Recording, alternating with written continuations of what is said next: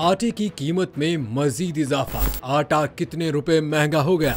कीमतों में इजाफे की वजह क्या थी? देखिए इस वीडियो में। पंजाब में गंदम की किल्लत बनी आटे की कीमतों में इजाफे का बायस। फ्लोर्स मिल्स और चक्की मालिकान का कहना है कि नई फसल के आने तक आटा सस्ता नहीं होगा।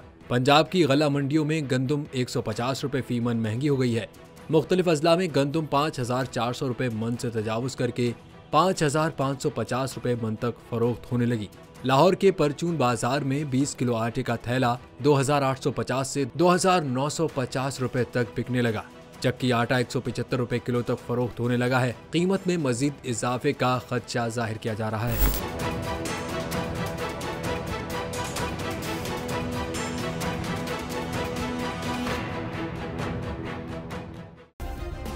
सब्सक्राइब करें और बेल दबाएं ताकि कोई खबर रह न जाए।